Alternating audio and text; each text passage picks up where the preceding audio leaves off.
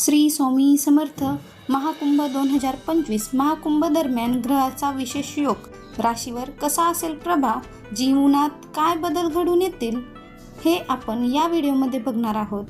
तुम्ही ज्योतिषशास्त्रावर विश्वास ठेवा की ठेवू नका, पण ती वेळ मानसिक शांती, समाधान आणि स्वतःला समजून घेण्यासाठी उत्तम असते.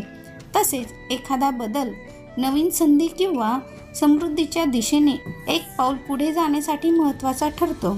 सनातन धर्मानुसार ऋषीमुनींनी जलस्रोतांवरील खगोलीय पिंडाद्वारे ऊर्जा शोषण आणि विकिरणाचा प्रभाव या गणनेवर कुंभ, अर्धकुंभ आणि महाकुंभ या पर्वाची रचना केली. म्हणून कुंभमेळा 12 वर्षांनी एकदा, अर्धकुंभ 6 वर्षात आणि महाकुंभ 144 वर्षात होतो. ग्रह आणि कुंभमेळा यांचा संबंध. कुंभमेळा 12 वर्षातून एकदा आयोजित केला जातो. कुंभमेळा म्हणजे गुरु आणि सूर्याच्या ऊर्जेचा उत्सव आहे. जेव्हा गुरुग्रह कुंभ राशीमध्ये भ्रमण करतात आणि ग्रहांचा राजा सूर्य मेष राशीमध्ये उच्च स्थितीत असतो, तेव्हा कुंभाच्या ऊर्जा स्रोताचा विसर्जन हरिद्वारमधील गंगा येथे होतो. तर जेव्हा सूर्य आणि गुरु कुंभ राशीवरून सप्तम सिंह राशीत संक्रमण करतात, तेव्हा त्याचे विकिरण कुंभ राशीवर सर्वाधिक असते. दरम्यान नाशिकच्या गोदावरी नदीवर त्यांचा सर्वाधिक प्रभाव असतो. ज्योतिषशास्त्राच्या मान्यतेनुसार ग्रहांची विशिष्ट कोनीय स्थिती नदीच्या पाण्यात एक औषधी प्रभाव निर्माण करते, ज्यामुळे विविध विशेष ग्रहस्थितीमध्ये स्थान केल्यास अमृत फल प्राप्त होते.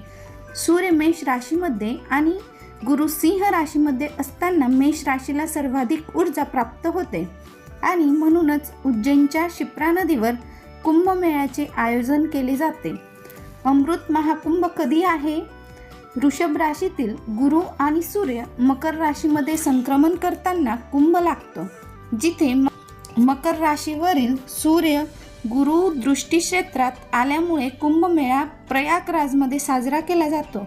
यावर्षी 144 वर्षांनी महाकुंभ 21 तारखेला सुरू होणार आहे, जेव्हा 7 ग्रह एका रांगेत येतील.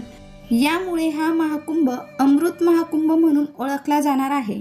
बुध, शनी, शुक्र, गुरु, मंगल, नेपच्यून आणि युरेनस हे ग्रह जेव्हा एका रेषेत येतात, तेव्हा त्यांचा प्रभाव देश आणि प्रत्येक राशीवर पडतो. अशी दुर्मिळ घटना 1962 मध्ये घडली होती आणि भविष्यात 2050 मध्ये घडेल. 28 फेब्रुवारीपर्यंत हे सर्व ग्रह एकाच रेषेत राहतील आणि हा एक अद्भुत संयोग असून त्याचा जास्तीत जास्त लाभ घेण्याचा प्रयत्न करायला हवा. ज्योतिषशास्त्रावर विश्वास ठेवा की ठेवू नका, पण ती वेळ मानसिक शांती, समाधान आणि स्वतःला समजून घेण्यासाठी उत्तम असते. तसेच एखादा बदल, नवीन संधी आणि समृद्धीच्या दिशेने एक पाऊल पुढे जाण्यासाठी महत्त्वाचा असतो. तुम्ही आकाशात पाहिले तर हे 7 ग्रह दक्षिण पश्चिमेपासून पूर्वेकडे पाहता येतील. म्हणजेच मकर, कुंभ, मीन, मेष, वृषभ आणि मिथुन या राशींच्या क्षेत्रात ते येतात. यावेळी या ग्रहांच्या ऊर्जेचा सर्वाधिक प्रभाव कर्क, सिंह, कन्या आणि वृश्चिक राशीवर पडेल. Thank you for watching this video. Like, share and subscribe this channel.